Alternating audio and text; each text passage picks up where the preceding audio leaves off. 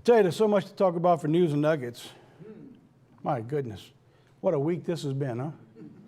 Second largest, Bobby alluded to here in his announcements, the 16th largest bank in America collapsed yesterday on a bank run. A bank run very similar to 1929.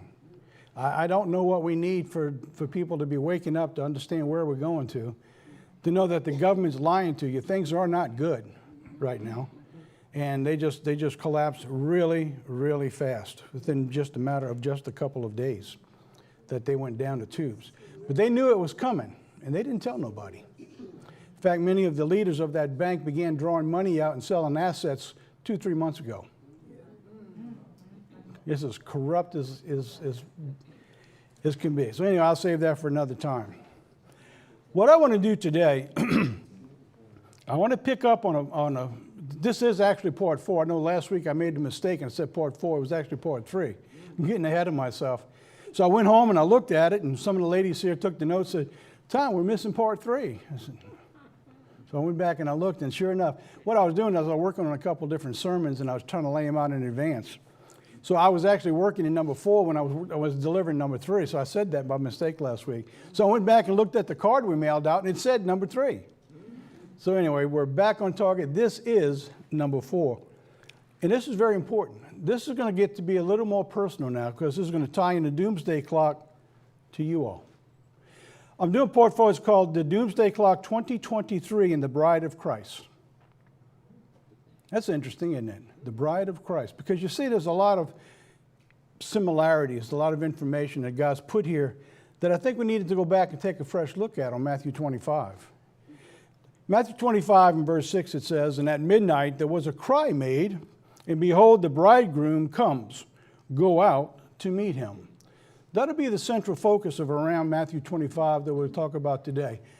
I will enter into Matthew 25. I won't have time to do the chapter, and I want to do that chapter by itself as a standalone sermon somewhere in the near future. In the next couple of weeks, I'll be moving away from this and trying to get ready into the spring holy days. So I'll be talking more about some of those type of events coming up. This one here, though, you want to take notice. When we look at events and the way they're happening and things are taking place, it's really difficult not to be aware of what's taking place. The Doomsday Clock in Matthew 25 at midnight, both are focused on the same point of time, midnight. And I felt that fascinating, that we've had a doomsday clock that we've never put together with Matthew 25. And there just seemed to be, what I'm saying, it seems like they're merging when I started looking at it. I think you'll agree when you see what I'm talking about today. You might have even thought about that already.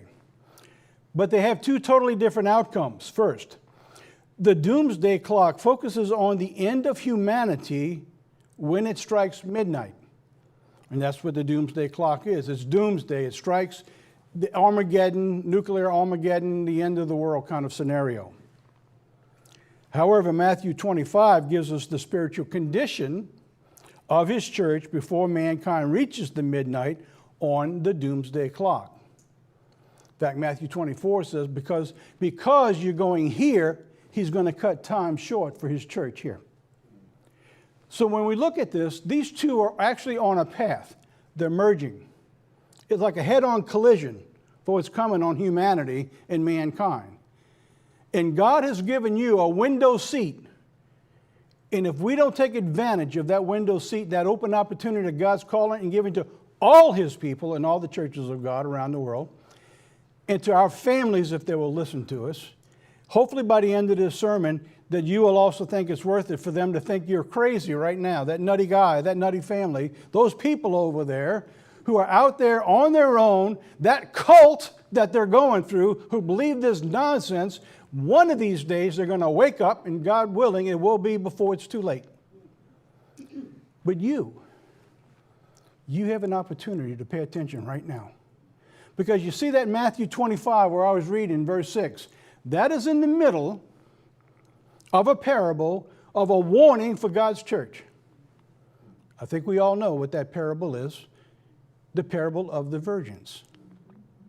Okay, so let's get into it. First, The doomsday clock is like a mirror. All right, this is what we brought out in the last couple sermons. So let me reflect on what it says. The mirror reflects the global conditions in the planet. It reveals God's judgments brought on through man's disobedience or obedience or disobedience to God's laws. As we shall see in the clock's history, it is set forward or backward depending on the leadership of the nations. No different than in ancient Israel, the nation was either blessed or cursed by the way the nation and its leadership went. Whether we like to admit it or not, so are our lives. Each one of us individually, as we are personally responsible to God Almighty, one-on-one, your life will either be blessed or be cursed by your actions. God says you will know us by our fruits. No different than any nation and eventually this entire planet. Now, Matthew 25 at midnight, let's go through that just briefly. I'm just going to read a few of the verses because I don't have time to go through the whole chapter today. Because I got a lot to pull in, and I want to pull in a question. I'm going to ask a question that I would intend to answer before the end of it that is very important to you and I. 25 verse 1. Then the kingdom of heaven shall be likened to 10 virgins, which took their lamps, and they went forth to meet the bridegroom. 5 of them were wise, and 5 were foolish. Now, if we stop, we will realize that most of our thought and our process of thinking through this chapter stops right here. When you think of the virgins, isn't that what comes to mind? Some go in and some don't. And so sometimes we take the obvious, we rest with that, and we move on. But what I want to do today is I want to take a fresh look and go a little bit deeper into this, not to that part of it yet, because that's going to take some time to develop. But I'm going to get to where I'm going to go today in just a second.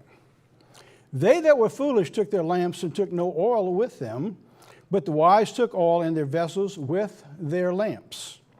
And while the bridegroom tarried, they all slumbered and slept. So now we see the church, it's asleep, it's resting. We could pull in all kinds of scriptures from the Old Testament, how Satan's coming, the time of Jacob's wrath, the time of wearing out of the saints, and all of those things come together. But the truth is, it says the whole church is asleep at this time. It doesn't mean resting is bad, because you see, when you wake up, they're going to meet the bridegroom. But some of them didn't prepare properly before they went to sleep. At midnight, there was a cry made. It said, "Behold, the bridegroom comes, go out to meet him." Now let's stop again. Think about this. All the virgins arose, they trimmed their lamps. This is a parable. And in this parable, we realize when Jesus gives these, there's truth behind it. He tells the story so the world cannot understand what it is he's telling them. And so it is through periods of time of mankind. There's a lot that we didn't understand even in the church of what's being portrayed right here. For example, I already see 2 things. First, they went out to meet him. But they also went out to meet him in verse 1. So what are we talking about? They went out to meet him twice, right? Well, here's the thing. Look at right there. The bridegroom tarried. Now, in the NIV, it says the bridegroom was a long time in coming. God wrote his scriptures so that, for everything I could see, pretty much every generation had something going on that made them think the bridegroom was coming in their day. I thought that's fascinating. So what God has been able to lay out in all of this is like, he's coming. And every generation thinks so. But then it gets to this. There's coming a time in verse 6 that is coming now. I believe we're in that stage of verse 6. I believe that's where we stand today. Now, it's something else we need to understand about parables. When a king was coming to a city, they would know he's coming a long way off. He just didn't show up at their doorstep. There was preparation made. They would turn out the streets to the people to welcome him coming in. There was food that was being prepared. There was a fest that was coming. There were meetings being portrayed. There were dignitaries coming in. So when the announcement went out, they went out to meet him. It does not say he's here yet. Keep that in mind. They went out to meet him, now they're waiting. It does not say he's here yet. But here, it was a long time coming. Here is coming now. There's an urgency beginning to develop right now. So I'm going to ask a question. There was a midnight cry that was made. What does that mean? God's going to give us a midnight cry. Think about this. The former and the latter. So what am I saying? I'm asking the question right now, which we're going to go through. I'm going to develop the question a little bit further, and then we're going to try to answer it. If Jesus intended this parable to be a reality, which I do believe he does, every one of his parables, when he got away from the rest of the world, he gave his disciples, he said, I talked to them plainly. He explained exactly what that parable meant. And what I'm telling you today, I believe, and what I'm going to show you today, is that God had intended, when we reach this stage, after all those thousands of years where he tarried a long time, that a cry would be made, and we would know it's time. How about that? I thought about that, and I've been praying all week, and I've talked to a couple people, and I said, how do I tell that story? So now I want to try to tell you that story that I believe that God had intended, so you and I don't mistake that it's not 1,000 years away, or 50, or 30, but it's right there at our doorstep, and God's telling us now, get ready. Go out there because you see he's coming. Get the city streets ready. Get your home prepared. Get your food supplies. Get everything ready because the king's about to come. And go out there and meet him. I believe that's how close we are right now. And I intend to try to show that today. And with God's help, I'll put that across to you. This brings us to a couple more important questions. First, this is an end-time parable. Believe it or not, it's an end-time parable. But it was meant for all generations. But it's for the end time. Why? Because it's talking about the time when the king comes. God intended the end of the generation to have a cry.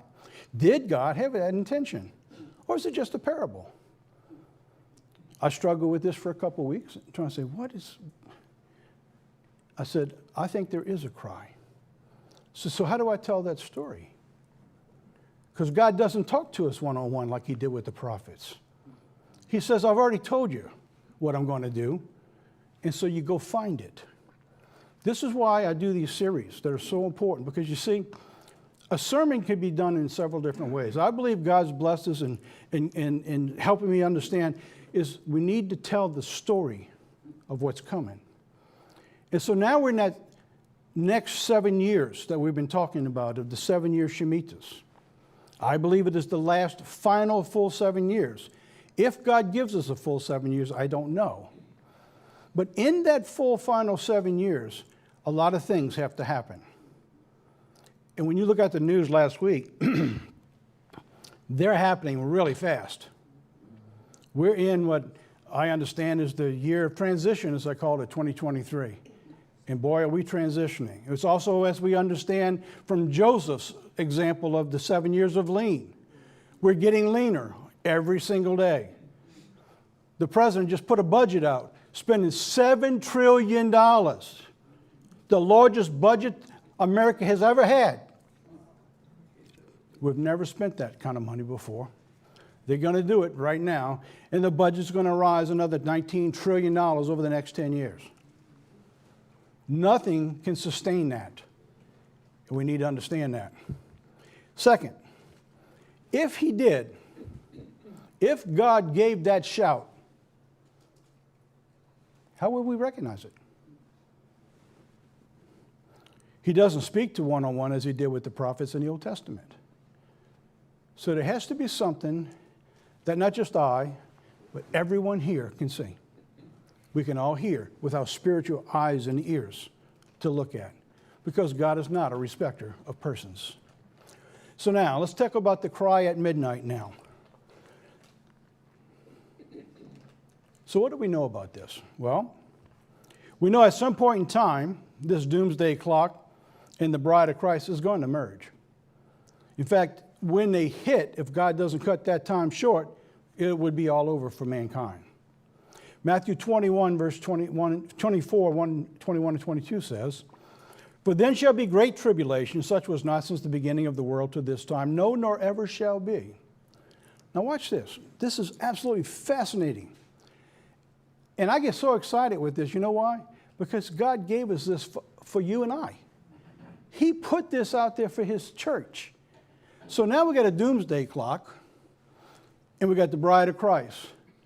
Watch this, how simple this is. "For then shall be great tribulation." Boom, there it is. Pointing to this. Now watch the next verse. "And except those days should be shortened, no flesh would be saved. But for the elect's sake, those days shall be shortened." Boom, there it is. I think we got somebody's PA over there that's feeling the spirit. Just popping, you heard it over there? All right, let's go on. Isn't that amazing? How these two are merging? We actually have two scriptures that show that. Back to back, Matthew 24. But what do we don't know? What is it we're missing? We don't know when, do we? But I tell you, we're getting really close to being able to determine the approximate time frame from everything God's given us.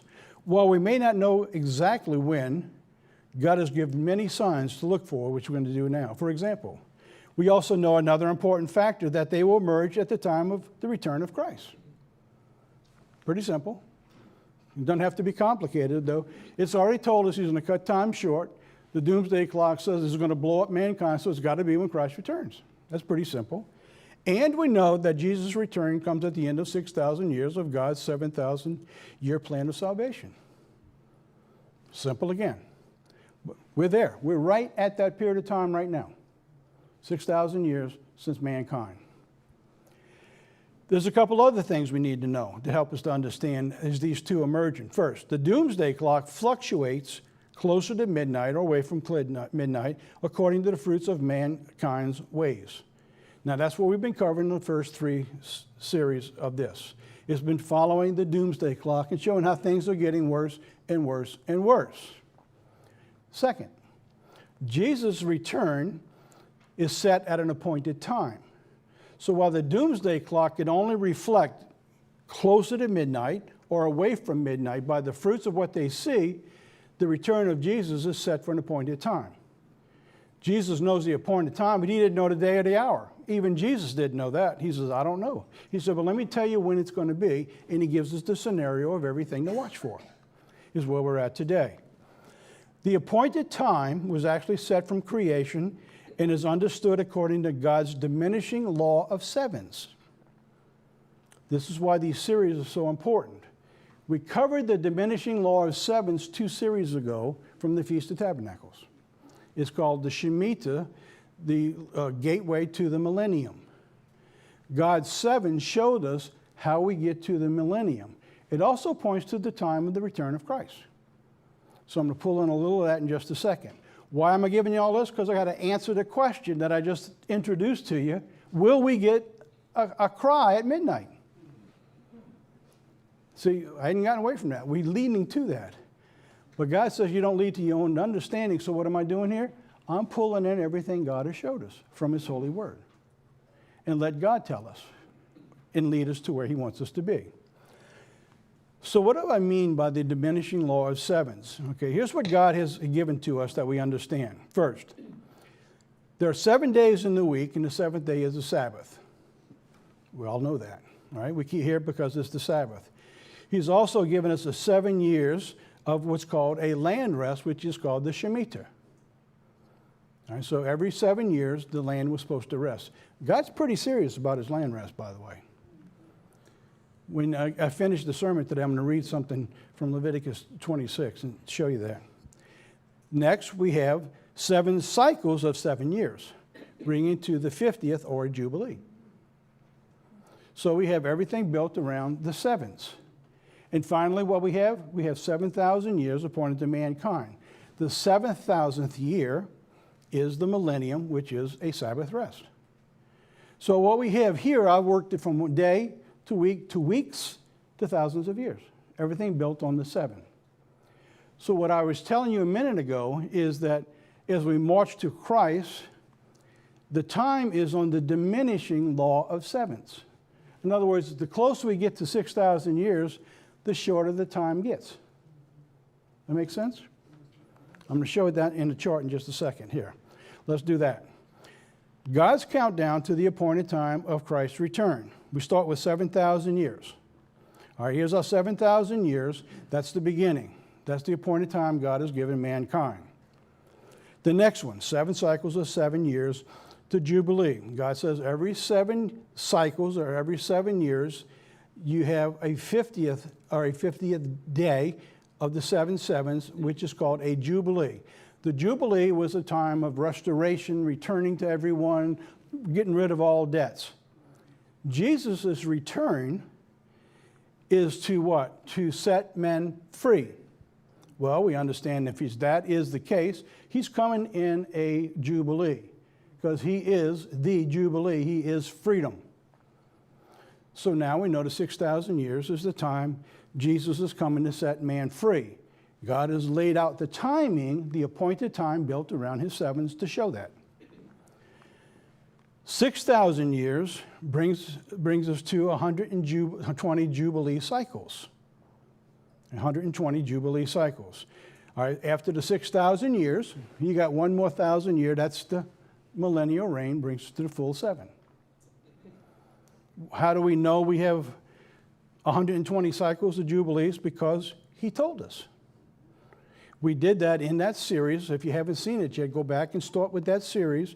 In fact, the last 3 series, including this one, this is the 3rd one. If you could take the time now, don't worry about all the other 7 years. Start now. Start in this cycle. Go back to the Shemitah's gateway to the millennium.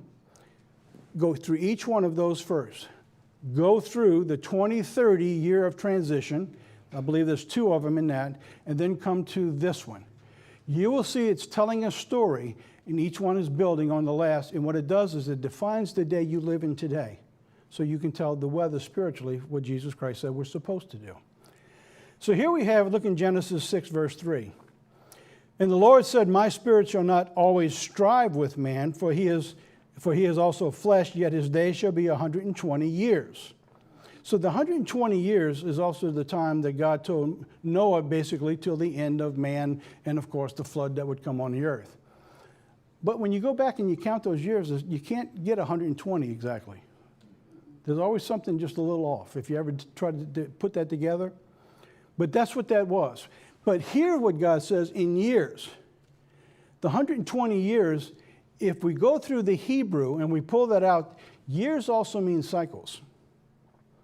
The word says Shana, which means God had appointed man 6,000 years or 120 Jubilee or Shemitah cycles. Basically, that's what it's saying. And in this chart, I did a countdown. I did the 1,000 years, then I did the cycles, and I get down, eventually you're getting down to 1. This is your diminishing law of 7s. You start big and you get smaller and smaller and smaller. That's easy to understand. If somebody gave you $1,000 and every day you spend a sum, after a period of time, you're getting less and less money. Well, it's the same way with time. As you get closer and closer to that appointed time, you get less and less time. Something else happens, though. As you get closer to time, all the unfinished prophecies that have yet to come to pass have to move quicker because you have less time for them to happen.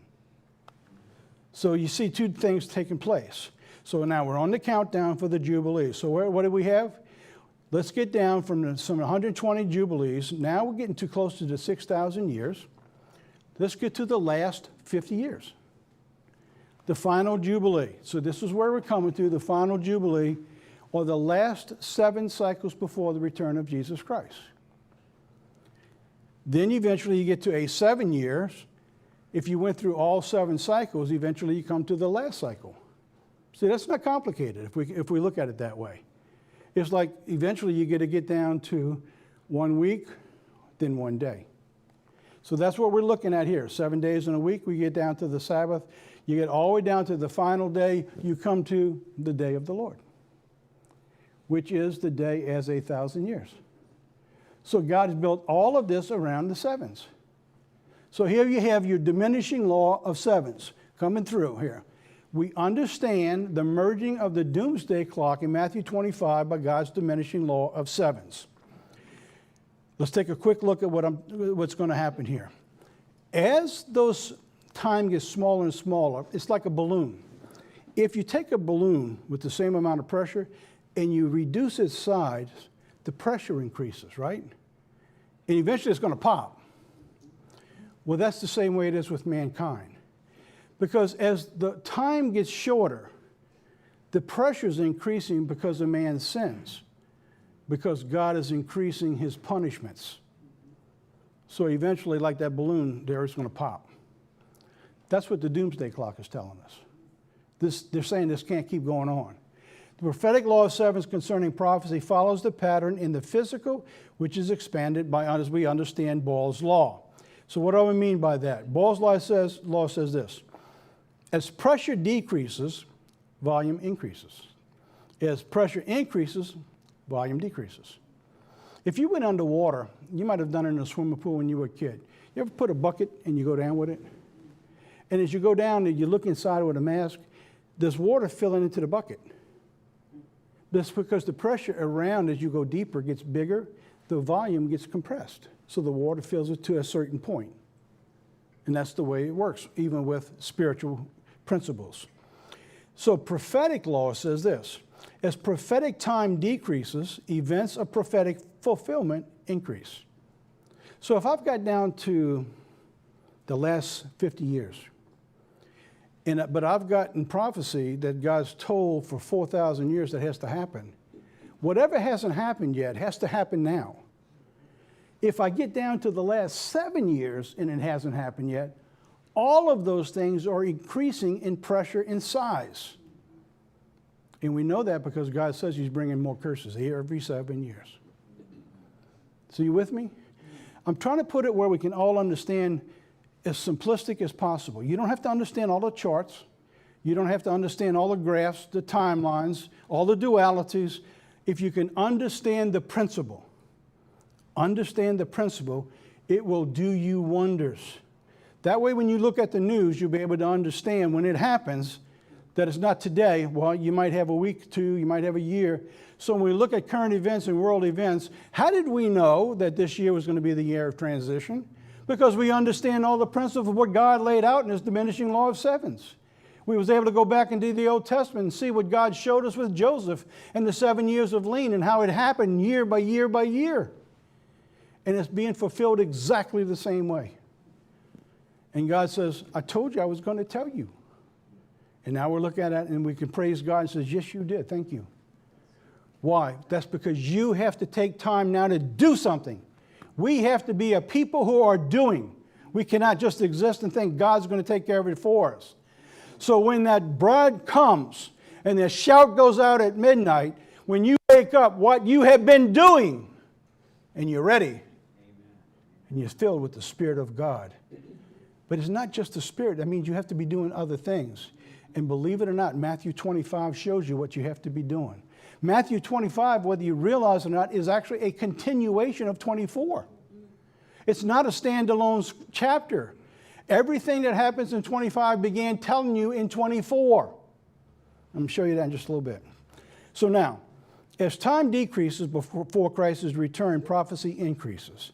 As prophecies increases, the Shemitah sizes decrease. That's all it is. It sounds complicated, but it's not. That's what we're looking at. I had to give you all of this to tell you why I want to answer the question. Will we get a shout? As prophecy increases and Shemitah size decrease, there's our chart. So now, we're going into a time where everything's heightened. It's getting heated. The world's in a world condition it hasn't been to in modern times. So what's happening? The Shemitahs are getting smaller and smaller and smaller. All that means to tell us is time's running out. That's what that's telling us. But you know how we understand this? This is being time's running out according to God's time clock. Nobody else's. So if we understand God's time clock, you know where you're at. So when somebody comes to you in the church and says, you may have another 20 or 30 years, I'm telling you, don't believe that. It may happen. But from everything we're seeing, it may not. Where would you rather take your chance? Being say, well, my Lord delays is coming? Or when you wake up, when that cry goes out, that you're ready to go up with Christ. So God's appointed times, 7,000 years, leads us to the 50 years, to 7 times 7, to the final Shemitah, then the seventh-day Sabbath, and we go full circle to 1,000 years. And Peter says a day with God is 1,000 years.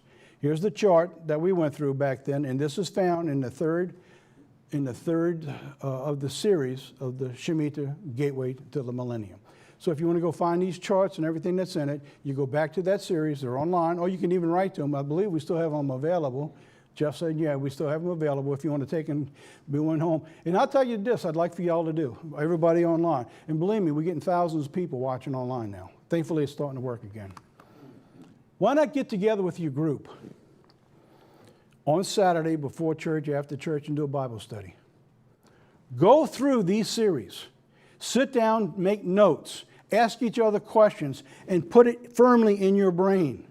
We're talking about 10 sermons, 10 hours. So for the next 3-4 months, take one a week. Then go home and study it. Don't let the time get ahead of you. You stay on top of it. And God will lead you and protect you where He wants you to go. So now here we are in our times now. Now let's begin the merging. God's appointed times in the doomsday clock. Now let's begin to merge them. Still got to get to answer that question, don't I? All right, let's do that. Here's the question. Will God give us a cry? Or has God already given us one like in the parable? What do you think? Put your answer down. You ready? The answer is yes. God has already given us a shout as He did with Jesus Christ. Where was it? What was it? Were we listening? Is the church listening now? The announcement, believe it or not, was written in the stars. Now let's go back to what we've learned in the last 7 years and show you what I'm talking about. Look what Job says in a very poetic term. And I use this because I feel like when that event took place that I'm about to show you, that you've already heard if you've been watching. But when that event took place, this is what I think the stars and the time and the angels must have felt like. When God stretched out the land, He says, and He measured it, and it'll put a line across the earth and the heavens and the stars. He says, what were its footing set, or who laid its cornerstone, God asked Job. When the morning stars sang together with the angels and they shouted for joy. So when I looked at that and I thought about that, I said, you know, I can see that. I can see it's an inanimate object. But God created these things for a purpose. God gave them a specific purpose. Look at Genesis 1:14. And God said, let there be lights in the firmament and of the heaven to divide the day from the night, and let them be for signs. When that event took place, I believe the angels rejoiced because it shouted, the time has come. Be ready to go out and meet the King. He's on His way. How do I know that? What has God already showed us that we've missed because we're too busy maybe doing other things? Or we're stuck in the past and not paying attention to what's going on today. In Genesis 46:10, He says, God's told us already from the beginning. That's what we need to understand. What did He tell us? He said it's the fourth day. What came on the fourth day of the 7,000 years, or the 4,000th year? Jesus Christ. He was crucified in the middle of the week also. It's interesting that the blood moon tetrad in that 7,000-year chart that I show you always shows up where? In the middle. So now let's take a look and answer the question. There's the blood moons. There's our 7,000 years. The days of the week, Sunday, Monday, Tuesday, Wednesday, Thursday, Friday, and the Sabbath, of course. There's our 1,000 years. You see how each thing lines up perfectly as God laid it out in His sevens. Jesus' second coming is before the millennium, at the end of 6,000 years. Then comes after the seventh, the new heaven and the new earth. So what are we looking at here? Something we've always known. What you're looking at here in that chart is the foundational understanding the church has had known for decades. It is also the structure of the Feast of Tabernacles in the last great day. So now if we went that and we want to talk about resurrections, we can just stay right here. That at Jesus' second coming is the first resurrection. At the end of 1,000 years, it talks about a second resurrection. And by the way, that's anathema to the rest of the world. They don't understand any of that. Why? Because they think they're in heaven already or they're in hell, in a grave. The resurrection, they'll teach and preach in a funeral that they'll be resurrected when Christ has come, but he's already preached them to heaven in a funeral, which makes no sense. So going on. Jesus' second coming. Will we be given a shout at midnight? Let's take a look. What happened at Jesus' first coming? The stars shouted with joy.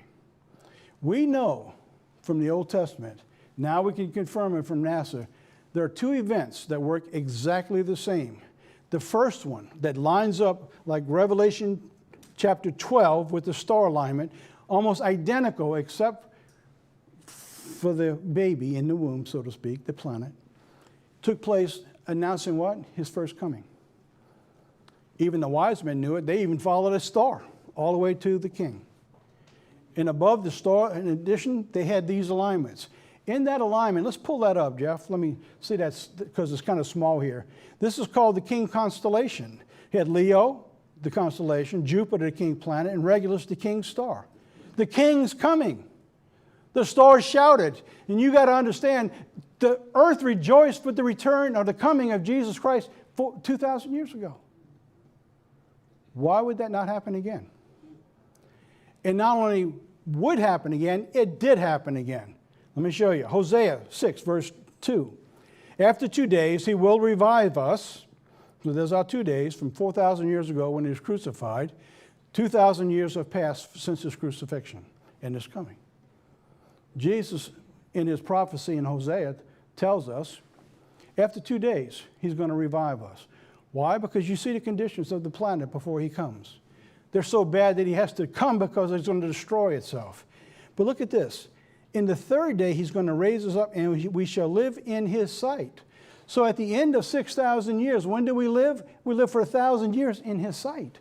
That's the only time the Bible tells us we're going to live in his sight. Before the new heaven and new earth, of course. So it's all pointing to this. And we understand the principle of the former and latter. So when we see this, we know if it announced his first coming, it's also going to announce his second coming.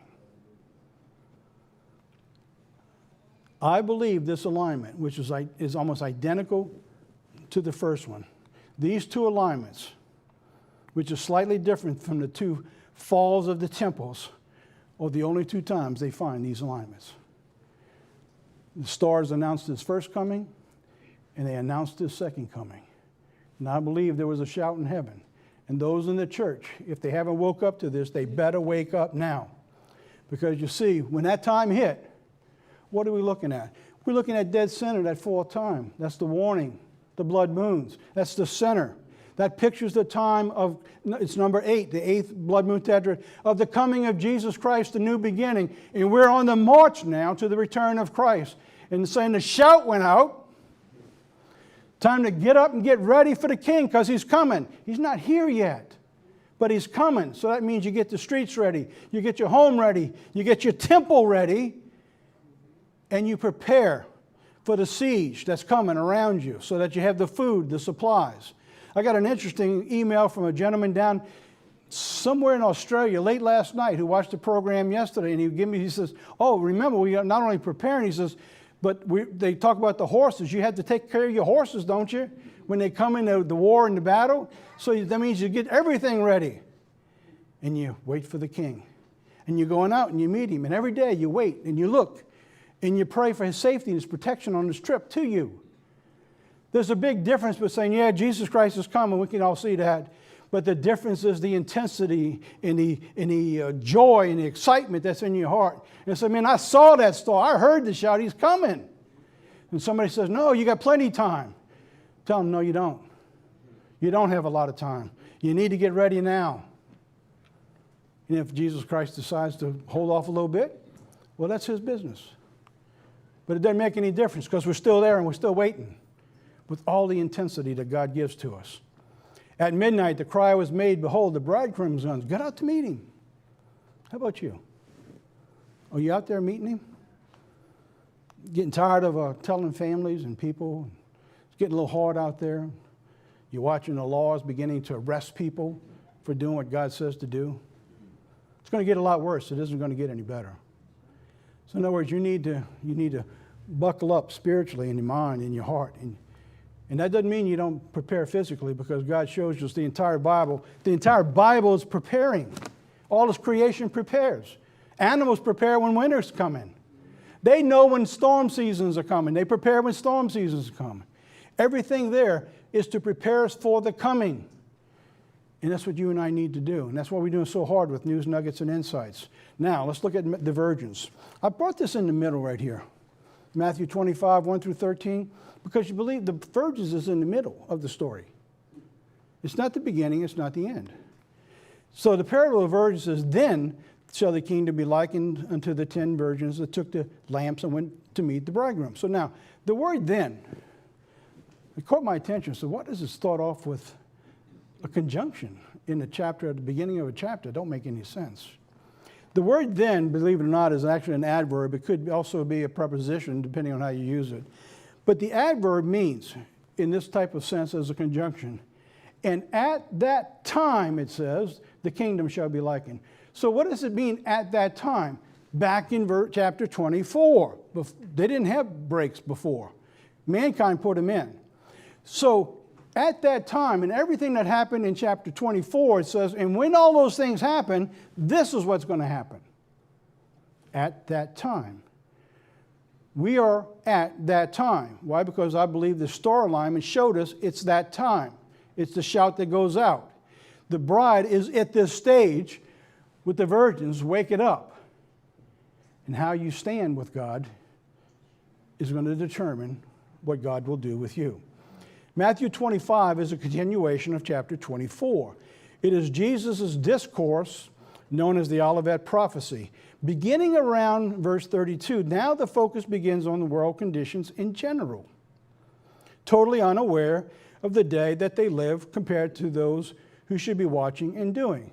So Jesus leads up in that chapter, saying eventually it's going to reach, it's going to be the time of the fig tree when all these things come to pass, which it appears we are today. When those events come to pass, the world is going to be in this state.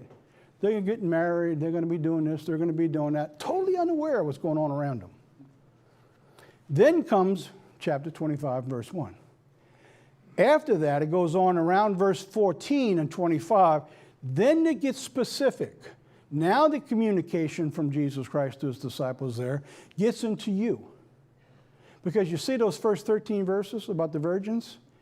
Depending on where you are in that category of those who had oil or not, depends on how you deal from verse 14 to the rest of the chapter. He's already telling you what you have to do. And in that shows that there's preparation going on. It shows that there's love and care for people who are there who don't have what they need. Because you see, God shows us in Revelation there's an innumerable multitude coming out of tribulation are going to need help. And if all you're out there is preparing for yourself, then you're not a very profitable servant. And they'll say, well, when did we do this for you, Lord? And when did we do that? And he says, as much as you've done it to one of these. That's in that area with the virgins. All of this is one story. And Jesus has broken it down into concept. You have to read them both chapters to understand the entire concept.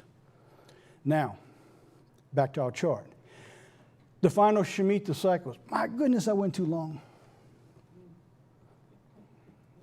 I had no idea I went that long. I still got a ways to go, and I got about 20 minutes. I'll do the best I can. Unfortunately, I get into the sermons. I spend too long at the beginning. When I get to the end, I try to go too fast, and I trip over my tongue, and I start stuttering. See what I can do. I'll do the best I can to do this right, not to keep everybody. I really like to keep it at an hour, but that's not going to happen today. So anyway, here's our sevens. I just won't spend as much time. Did that make sense what I went through, though? I wanted to take all the time to make the concept clear. Because so many times I have people say, yeah, I listen, but I can't follow it. So what I'm trying to do is give you everything we got so you can follow it. That takes more time to do that. But I didn't know it was going to take all that time. All right, so here's our final 7 Shemitah cycles of 7 years to 49 years. That midway point shows us the former and the latter. When those blood moons went off, that started. I even brought my book I wrote from a few years ago to show you that I really thought that this was happening. It's there now. It's confirmed. But I certainly don't have time now. Here's our final 7 year cycles. Brings us to 2036 as we go through that. Well, fortunately, some of the stuff I'm going to cover now we went through last week. So here we have the 2015. This was the turning point of everything. You remember, in fact, Alex and I was talking right before church, and Alex was bringing out that's the year of the gay marriage. Everything was sour from then on. It was the final separation between man and God. We also picked up and understand that in those 7 cycles, there was a warning of the 9th of Av, the Sabbath, and the Shemitah year. All of these things all lining up together, pointing to this devastating time from 2015 on. 2015, everything accelerated and the clock moved 3 minutes to midnight. It also appears that on God's calendar, everything was accelerating to what we're looking at that might tell us today what's going on. This is the clock from 15 to 2023. And you can see it didn't get any better. It only gets worse and worse and worse. This was the most amazing part of this story. Is in Leviticus, God shows us the Leviticus that in those each 7 years, it follows the 7 cycles of 7. Remember, God says, and if you still refuse, I'm going to increase punishment 7 times. Remember? So let's go through that, what we did. So there's our cycles of 7. And we began in 1994, the first completed cycles. So when we go through that, what is the warning and the judgments that God gave us? Genesis 26:14 through 70. But if you will not hearken and do all these commandments and despise my statutes and horror my judgments and do my commandments, but break my covenant, I will also bring terror. Remember terror? In that cycle, God seems to bring out a specific point in each one of the cycles, and that is the things that has happened. It happened in 1994 and 2001, even with the Twin Towers. 26 verse 18, look what it says. If we didn't listen, 7 times more punishment for our sins. It just so happened on September 29th, 2008, stocks tumbled.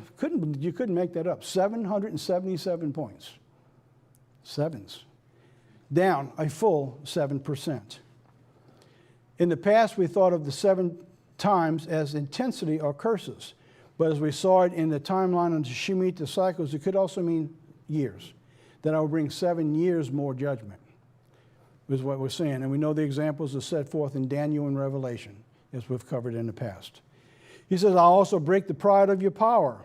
I'll make your heaven as iron, your earth as brass. And we've been going through all of those things. All of these cycles are all lining up, and the curses reflect what God says the punishments are. By Leviticus 26, verse 21, it says, I will bring 7 times more plagues. So when we look at this cycle between 2015 and 2022, what do we have? COVID-19. Isn't it interesting how God used those specifics? And we look at the curses and judgments as we go back. Everyone is lined up according to the curses as God laid them out in Leviticus 26. There's nobody can make that up. You couldn't align that up if you tried, putting these things out together. He says, and the pestilence shall cleave unto you until he has consumed you. These pestilence are not going away. They're only getting bigger. Then we get to the next cycle. Leviticus 26, verse 24. And if you will walk contrary, I will punish you yet 7 times for your sins. This is the period we're in right now, this 7-year period. Have you heard about war? Talking about world wars? People now and around the globe are saying we have never seen a time in modern days since World War II that we're close to war, a nuclear war that we've never had. Isn't it interesting? God says, if you still refuse, I will bring a sword. That's war. So God's alignment continues to develop. according to the 7 years now, we still have one cycle to go. Unbelievable, but true. War. We're talking about a war that could have been averted as we brought forth. The doomsday clock is reflecting that. It's got to 90 seconds. In other words, we're running out of time, is what they're telling us. When we look at Jesus Christ's appointed time, it's also telling us the exact same thing. China, this report here says that we're in the worst, dangerous moment in modern history. If you go through and you could read all that. And we've covered these in News Nuggets and Insights. We brought this out in the past. Matthew 24:21 says there'll be great tribulation. Such was not since the beginning of the world to this time, no, nor ever shall be. When you see those things going out there, know that it's coming. But God's told us that in advance. Why? So you don't have to live in terror. To know that you're in God's care. That when you look up and you see these things, know that salvation draws near. Why? Because we heard that cry went out. The king's coming. And we're going out to meet him. I don't care what the rest of the world looks for him. I'm waiting for that king to step on that doorstep. And we can do everything in our power to be able to be prepared and be ready for when he steps on this planet so that we can meet him. Vladimir Putin says he's not getting rid of this war Zelensky says he's not getting rid of the war. He's not going to negotiate with Russia as long as Vladimir Putin's there. So he's going to continue to fight him no matter what. Keep giving us money, keep giving us weapons, keep giving us supplies. Now he says, give us your F-16s, give us your pilots and your training, give us more billions of dollars. We're going to keep this war going and going and going. And Russia's not going to back away. 2 days ago, they sent over 80 missiles in one day, including some supersonics. It got so close to the nuclear power plants again, they came out and said, listen, the power's out again, we're on generators, but one of these days we're not going to be lucky enough to run them on generators. So you're worrying about a warning in the Bible, in the New Testament says wormwood coming. It's at the doorstep. The stars shouted and said, listen, get ready, the king's coming. Are you ready for him? Are you preparing for him? Or do you feel in your spirit, well, I don't see how this can happen by 2030, 31. There's too much prophecy that hasn't come to pass. We covered this, which I can't time to go through today, and we'll cover again in the future. There's our 7 years of lean, and as we go through our 7 years of lean, we begin to understand that it follows the exact same pattern as it did in the Old Testament with Joseph. These first couple years is talking about food getting unavailable and tight. How about you? We did a report yesterday on storing for grain in News Nuggets and Insights. We were talking to someone just the other day. Earlier this year, they bought the grain for 75 cents a pound. We're having a hard time getting it shipped to us for under $2 a pound. 1 year. Next year, it may not be available. But don't you want to prepare? Don't you want to be ready? Don't you want to get ready for the king to come in? So that means you're going to have food and keep going. You're going to sit back and say, well, I'm just going to wait here and God's going to do everything for me. Which he won't. God will not do for you what you can do for yourself. So you need to get ready and you need to prepare. So now we move to the seals. We know we're moving to the seals. That's where we are with the time of the sword that's coming. Every one of these events, every one of them, line up exactly, perfectly until the way the Word of God described that they would. So now, let's get down to the seventh trump. Now we're down to the final trump. And in the final trump, God warns us. It begins in the cycles, 2029. The sixth Shemitah cycle comes to an end of the 7 years of lean. Leads us to final 7 times judgments in the fury of God's wrath. Leviticus 6 verse 28 says this, and if you will not for all this hearken to me, walk contrary to me, then I will walk contrary to you, God says, in fury. Now we come to the time of God's judgment. Now it's no more man just destroying himself. God's angry now, and God's fury says, I'm going to bring my judgment now on this planet, he says. And I will chastise you 7 times yet for your sins. This is the time of God's fury. That is when the 7th cycle begins, and it leads us to 2030. Isn't it interesting how the Pope says he's got a 2030 agenda?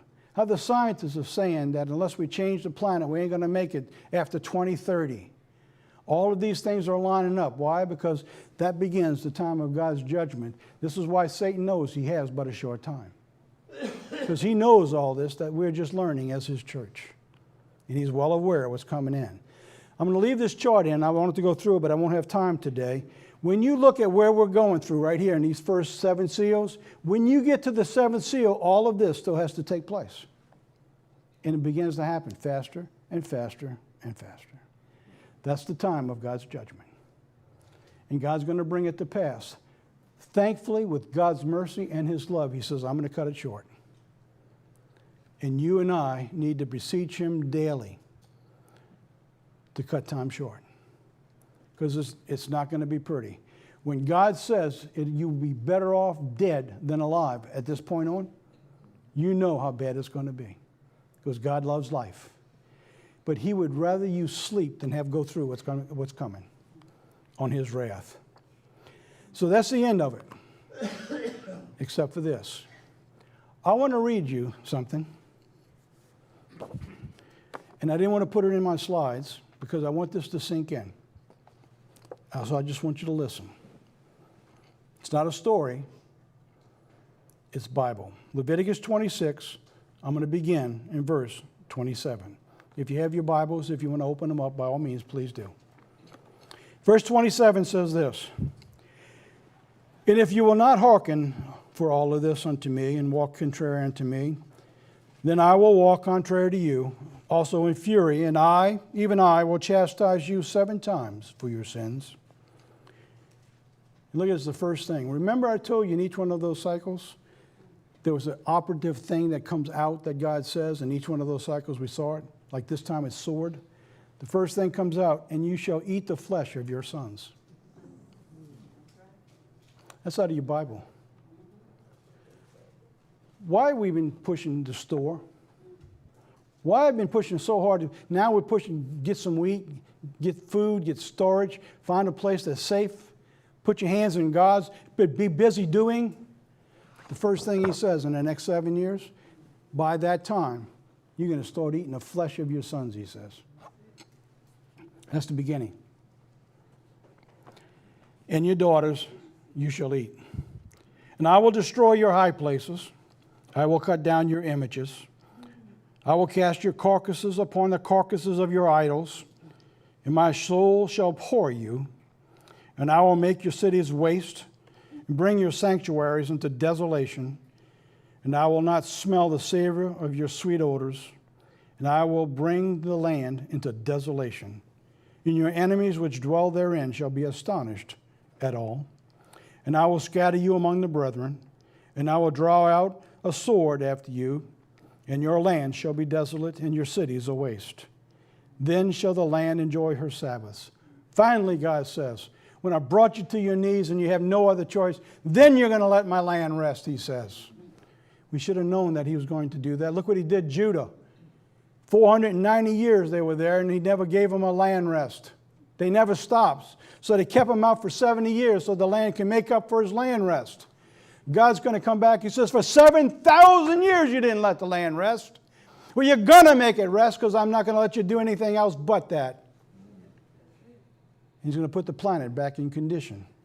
And Jesus Christ is going to come back to this earth, put his feet on the Mount of Olives, and he's going to begin to restore the planet the way it was intended, so that when we reach that new heaven and a new earth, it's back to perfection the way it should have been. But God's going to have to make us do it, because this world will not do it on its own. Her land shall enjoy her Sabbaths as long as it lies desolate, and you shall be in your enemy's land, and even then the land shall rest and enjoy her Sabbaths. And as long as it lies desolate, it shall rest, because it did not rest in your Sabbaths when you dwelt upon it. Look at all the time he talks about his land rest. The time and the love he put into this planet. And he says, look, let it rest. You need rest. He said, when you rest, spend the time with me, he tells us. Every Sabbath day is what we're doing today. So it can rest. He said in verse 36, and upon them that are left alive among you, I will send faintness into their hearts and in our lands and their enemies. And the sound of a shaken leaf shall chase them, and they shall flee as a fleeing from a sword, and they shall fall when none pursues. And they shall fall one upon another, as it were before a sword, when no one pursues. And you shall have no power to stand before your enemies. In verse 41, I'll pick it up. He says, and that I also have walked contrary to them, and have brought them into the land of their enemies. If then their uncircumcised hearts be humbled, and they accept the punishment of their iniquity, then I will remember my covenant with Jacob, and also my covenant with Isaac, and also my covenant with Abraham. And I will remember the land.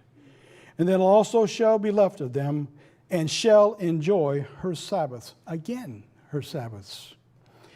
While she lies desolate without them, and they shall accept their punishment and iniquity, because they despise my judgments, and because their soul abhorred my statutes. And yet for all of that, when they be in the land of their enemies, I will not cast them away, neither will I abhor them, to destroy them utterly. And I will break my covenant with them, for I am the Lord their God. But I will, for their sakes, remember the covenant of their ancestors, whom I brought forth out of the land of Egypt in the sight of the heathen, that I might be their God, and I am the Lord. These are the statutes and the judgments and the laws which the Lord made between him and the children of Israel, Mount Sinai, by the hand of Moses. I'm here to tell you today that I believe the shout has gone out. I believe the stars have sang before God. The angels have rejoiced when that alignment took place, because they knew the end of the sin, sick, filled world is coming to an end. And that Jesus Christ is coming back and is going to restore this planet the way God had intended. And you and I have been given a blessing that this world does not understand at this time. Don't wake it. Don't waste it. Because you see, it says some more. The oil is running out. Don't let you be one that does. I'll pick up this story with the bride of Christ somewhere in the near future, and I will finish the chapter on Matthew 25.